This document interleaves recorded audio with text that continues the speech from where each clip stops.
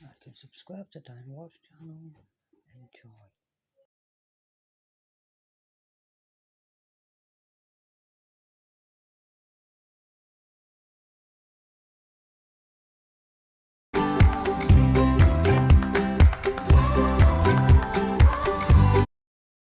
Somewhere in the forest of Bowland, England, Camper Vanya pulled into a quiet campsite for a peaceful solo overnight stay.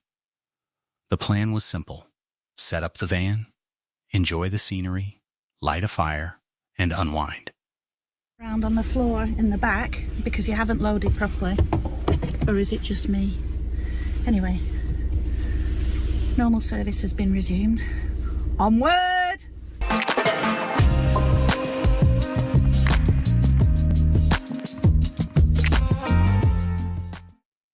The evening passed calmly. She explored the small fishing lake, checked the spotless facilities, cooked dinner, and lit a modest fire as the temperature dropped. With music playing and the pop-top raised, she finally turned in for the night, the forest silent around her.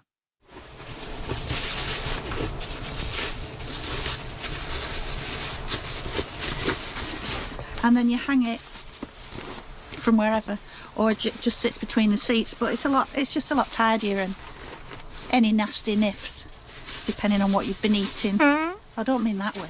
I mean like anything you put in the bin is just kept locked away a bit more. That's my baby all set up. Now, one of the main benefits of a little van over a big van is that you don't have to get out of bed in the morning to switch the kettle on.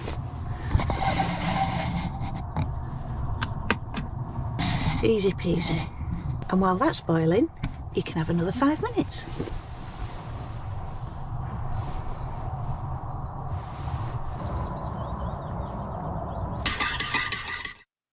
But by morning, something was wrong. Stepping outside, she noticed the fire pit had changed. The night before, it was filled with half-burned logs and ash. Now almost everything was gone. Not burned down, removed. Only one charred piece of wood remained. Most of the wood's disappeared out of the fire. When I left it last night, I didn't burn it for long. There were still large chunks in there, but mostly burnt. But now, there's only one piece, and not a lot of ash. So why would someone take wood that was burnt? I don't have a problem with it, but I'm very confused. There was barely any ash. No signs of the fire spreading, no mess. Someone had taken the wood.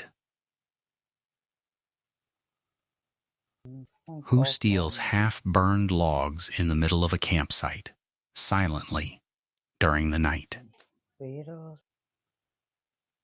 No footprints, no sounds, no explanation. Confused. Look.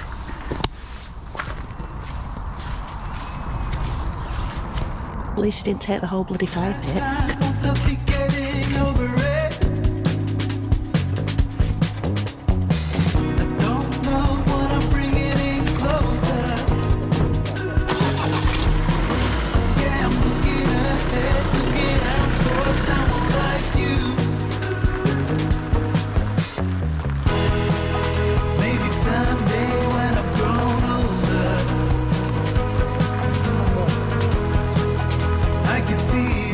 They just needed her to know they'd been there.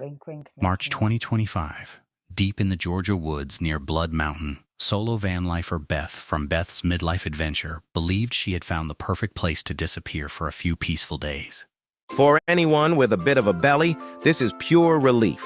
No more belt buckles digging into your stomach. Just hook one side onto the Full days.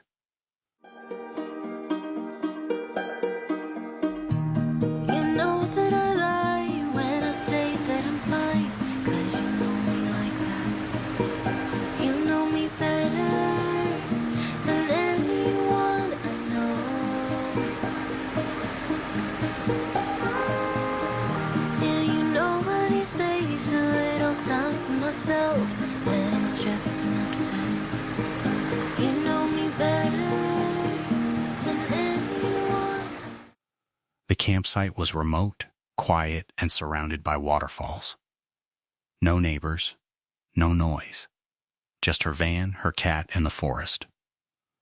For 2 days, everything felt safe. She cooked over the fire, worked inside her van, and slept with the sound of rushing water nearby.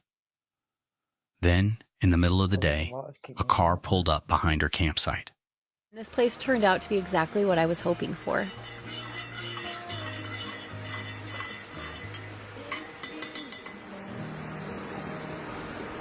I really love starting my day by being outside in the sun, getting all that vitamin D, but then also the added bonus was just being able to sit by the creek with just the sound.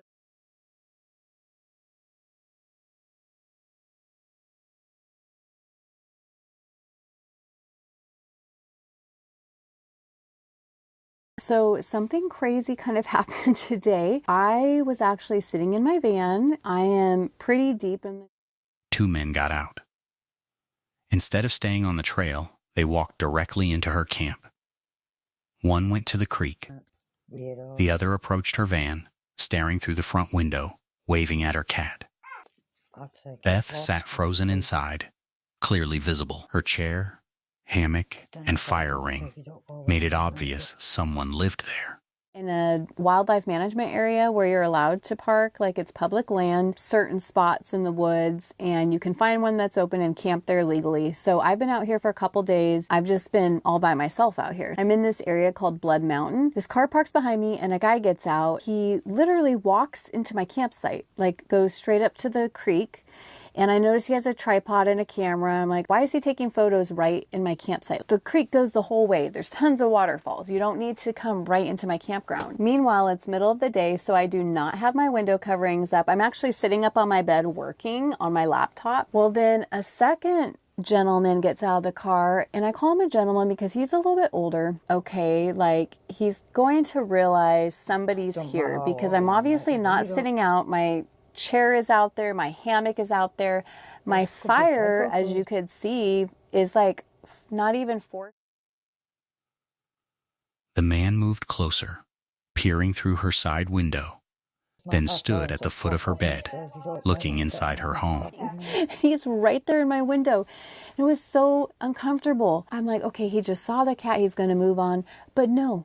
Then he starts looking into my side window right here, my sliding door window. You know, there's all this wide open space. Like, were they trying to intimidate me? Because if that's the case, it was working. He comes up to the foot of my bed where my window is by my feet and is looking into the window into my... Her body snapped into fight or flight.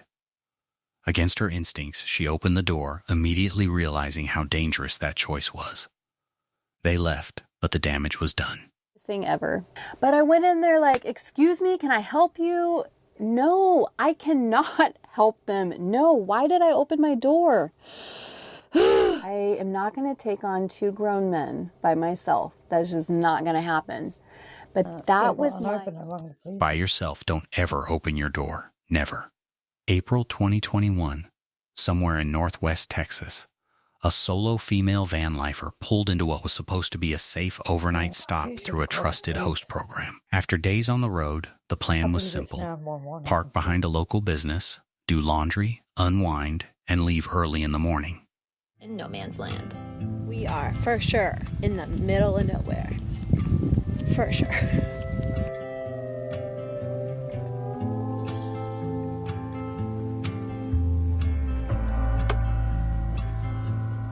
You ready?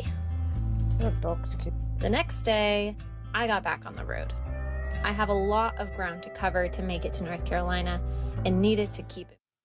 At first, everything seemed normal. Grocery stores nearby. A laundromat across the street. City lights in the distance. But the moment she stepped outside with her dog, the atmosphere shifted. To just park for the night, unwind, get some laundry done, support a small business, and then tomorrow we're going to have a trek. I want to get all the way to East Texas, past Dallas. So, and hopefully we can land at a beautiful winery there, also a Harvest Toast. Texas, it gets a lot harder to boondock and really beautiful. A man began catcalling her, then followed. She changed direction, looping around the block so he wouldn't see where her bus was parked. Her heart raced as she realized how exposed she was. Alone. Identifiable. Watched. Thinking about switching from kibble? Here's what the big brands don't tell you. We've both grown up with dogs, but when we saw our pups... Watched. So I literally just took Rio outside to go walk around the block to check out the laundromat, and I'm already getting catcalled. It's so frustrating, especially now. The way I'm traveling, it's just like, ugh. Makes me feel uneasy. I just hate cities, urban areas. And I now, oh, Rio, come on. Gotta pack a little, oh, nope. This way.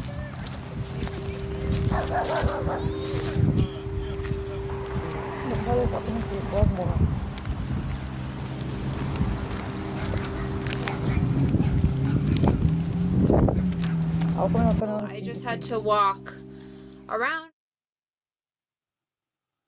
Back inside the van, panic set in. She locked every door, shared her live location with a friend, and sat in silence behind a noisy bar as the night dragged on. Her dog growled repeatedly at sounds outside.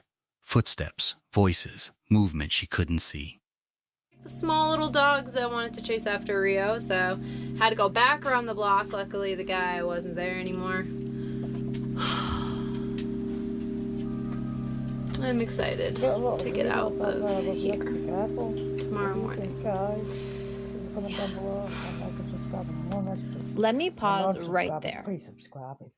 Nothing ever happened, but sleep didn't come easily. At dawn, she fled without hesitation. Top comment said, "When creeps pull up on me catcalling, I scream loudly at the top of my lungs, pervert alert. You'd be surprised at how embarrassed they are and take off quickly." Early autumn, deep in a quiet stretch of woodland, the creators behind the channel Ride and Seek parked their van beside a river, planning nothing more than a slow, peaceful camp surrounded by fog, firelight, and flowing water. Beautiful fog to rise off the water as the sun hits it. It's an incredible sight. Also, because it's so cold, Natalie is going to make us a morning campfire. One of our favorite things. Just love being in the woods.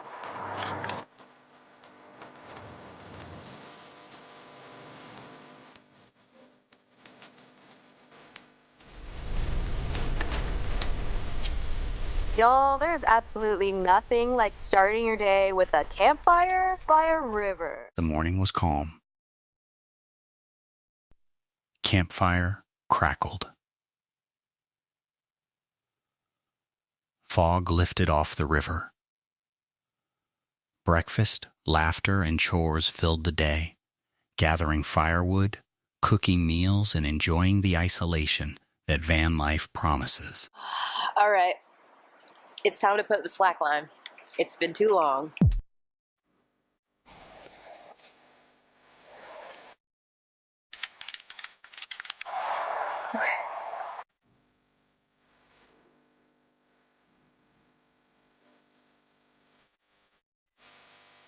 But as the sun dipped lower and the woods grew darker, something changed.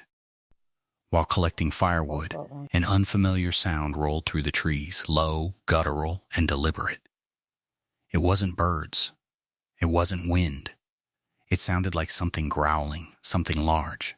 Do you have your axe? Okay.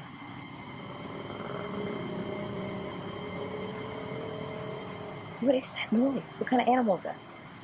It's creepy. Sounds like it's growling at us. I've never heard that sound before. What the hell is that? Do you hear that? Get out right now.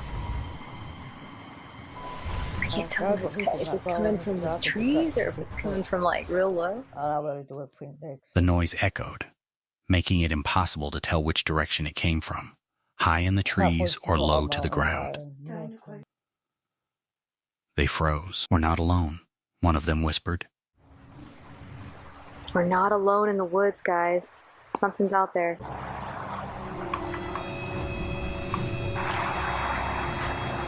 Alright, we're gonna go around our business. The forest, once inviting, now felt closed in. Every snapped twig felt closer. Every shadow felt heavier. Still, they continued quietly, trying not to draw attention. I love watching her draw because she gets so into it. Where am I at? I gotta put you in there. Okay. I love when she draws me. I really do. I can do another one of you. You look pretty in the firelight right now. Okay, I'll stay right here. That night, the fire burned lower than usual. Late one night in Metepec, Mexico, van lifers Nayik and Kim parked what they thought was a safe spot on a busy street, planning nothing more than a quiet night's sleep before heading into the mountains. Wow, this dash cam looks really great. Yep, I just bought it on Temu. Guess how much it cost? 30 pounds? No. Busy street, planning nothing more than a quiet night's sleep before heading into the mountains. That was a tight fit. So yeah, welcome to the town of Metepec. So this town is located about 2 hours outside of Mexico City. It's always super interesting to explore these towns with not a lot of tourist visits, especially international visitors, and just see like the true local Mexico.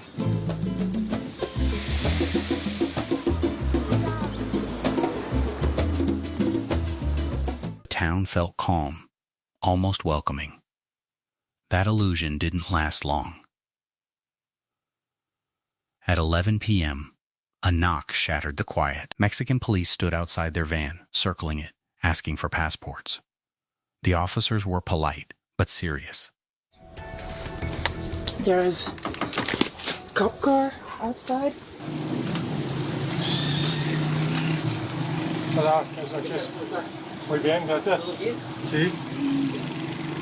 Somos de Bélgica. Sí, es muy lejos, ¿no? Cop showed up, they asked my passport, I'm not sure what's going on. They seem friendly. I'm kind of freaking out. They're walking around the van, they ask for our passports.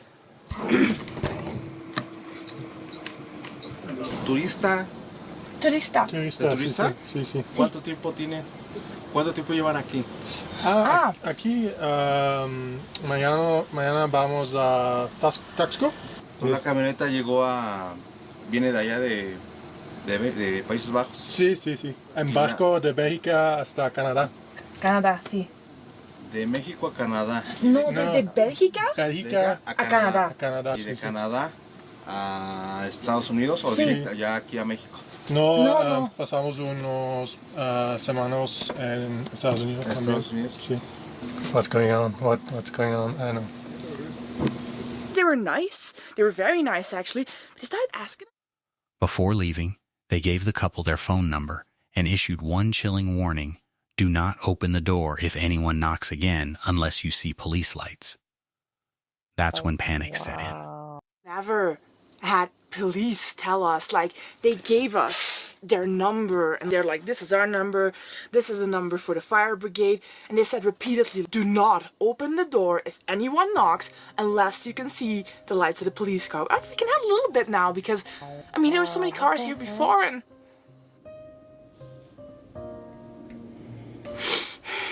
now I'm stressed. Why are you crying? Because we're not used to staying in spots where it's not safe. Like, we're always so mindful of it, and now I just feel very stressed. We got bear spray in case there's a bear that attacks our van, you know? After the patrol left, the street emptied. The silence felt wrong. Lights went off, curtains closed, then came loud bangs echoing down the road. Too sharp, too close. Gunshots? Fireworks? They couldn't tell. Every sound made their hearts race. The couple clutched pepper spray, keys in hand, ready to flee at any moment. Sleep didn't come until nearly dawn. By morning, they left town immediately.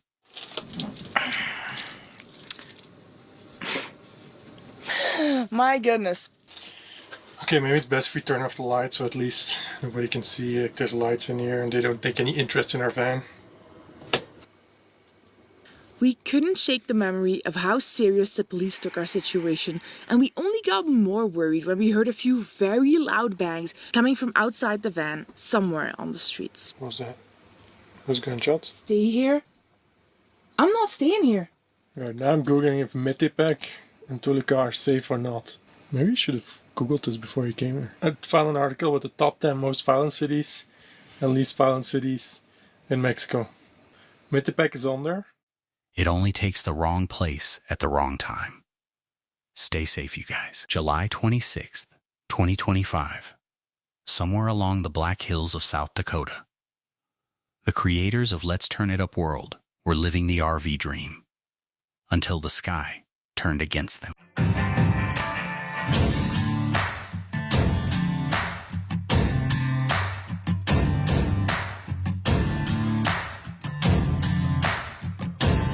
Good morning, good morning. So we're actually heading to the Black Hills today, but first... All right, it's my baby's turn to fill up.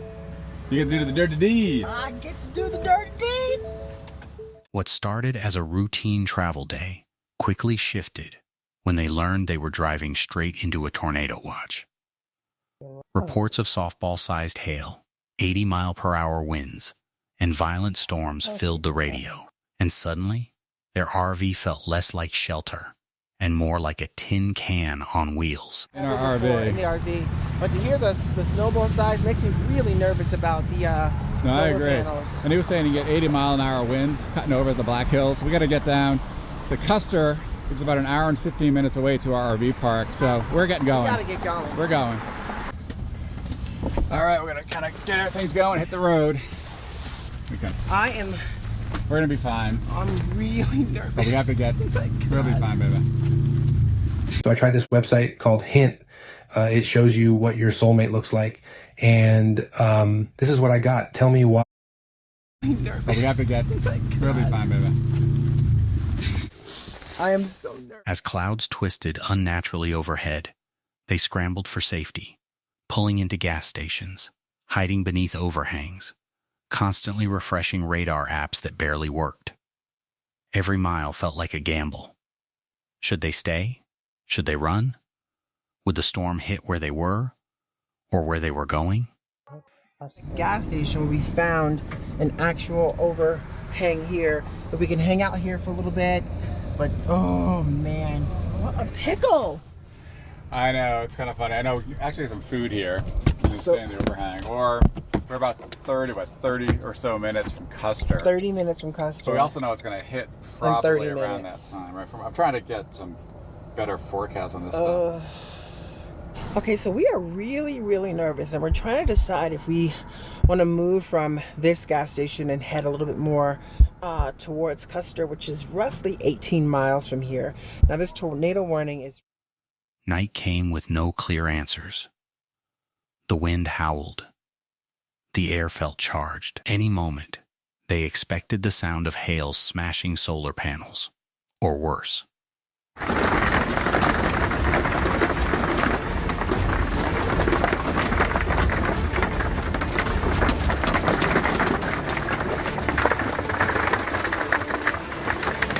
Oh my God. That was really bad. You know, I'm really nervous. I gotta go up there and check. It's, You can't do that tonight. well, once the storm passes. I think tomorrow.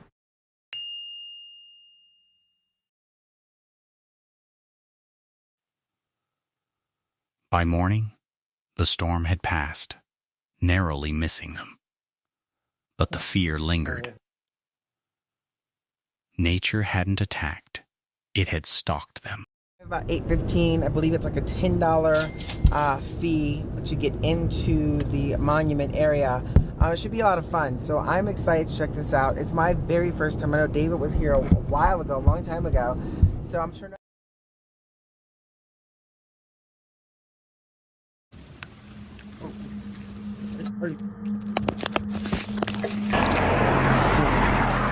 Oh my God, there's somebody behind me, guys. Get back! Get back!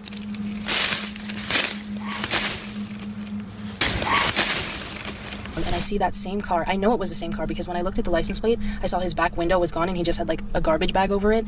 And I saw a white... Lou Rock is a paranormal investigator known for exploring abandoned buildings and haunted forests, capturing unsettling moments and traces of the unknown on his channel. On June 24, 2019, he set out to investigate a stretch of woodland off Fox Road, a place burdened by a tragedy more than 25 years old. A young woman named Tammy had vanished there, and though her remains were found 4 years later, her case has remained unsolved ever since.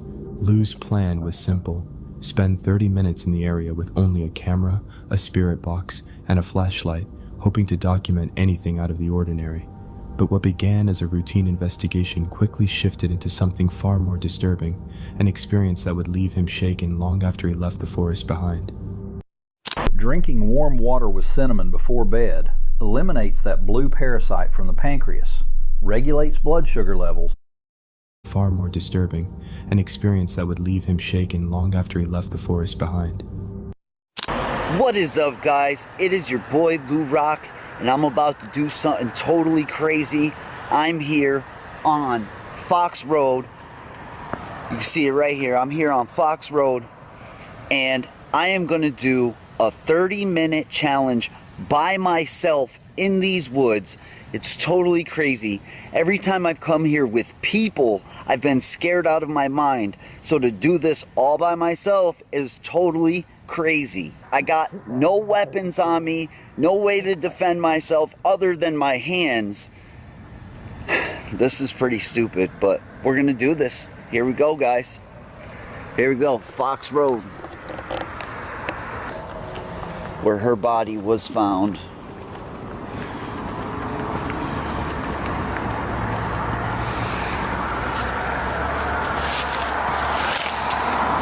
Oh, wow.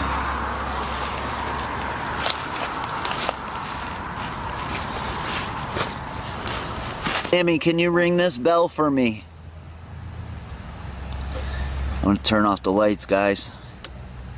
Whoa, whoa! I can't believe it even lit up like that. Wow. Whoa. What the hell was that? Guys, I keep hearing something really close to me in the woods. I hear somebody, it sounds like somebody's walking around over there.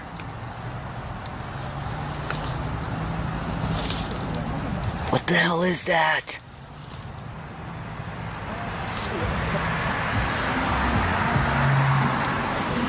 Oh my God, it's freaking me out, guys. I'm gonna head over to the path where, like a lot of kids, that's actually where the jogger was jogging when he found her body.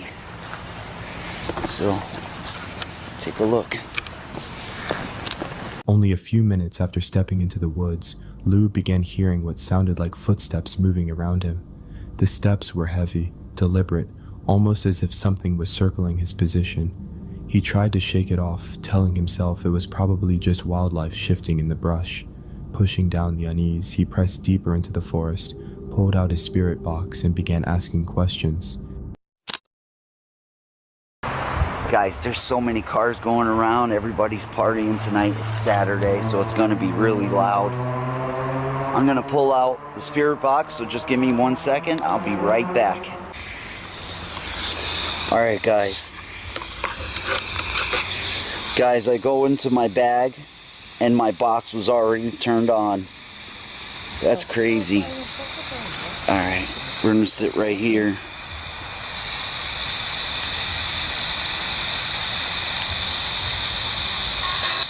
Hello? What the hell?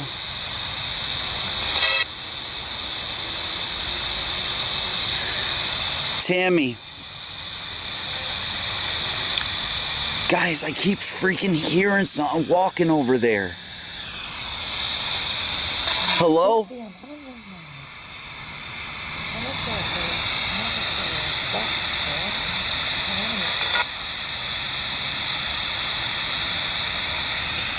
What the hell was that?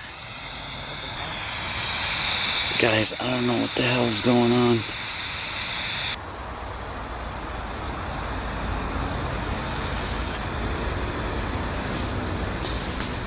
There's something over there, guys.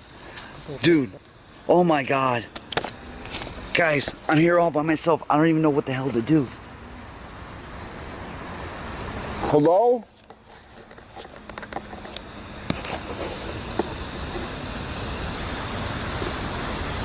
Wow. A sudden bang echoed from the darkness, cutting through the stillness of the woods.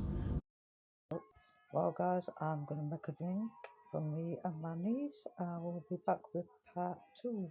Peace. I'm definitely going mile camping soon. Yeah. Peace.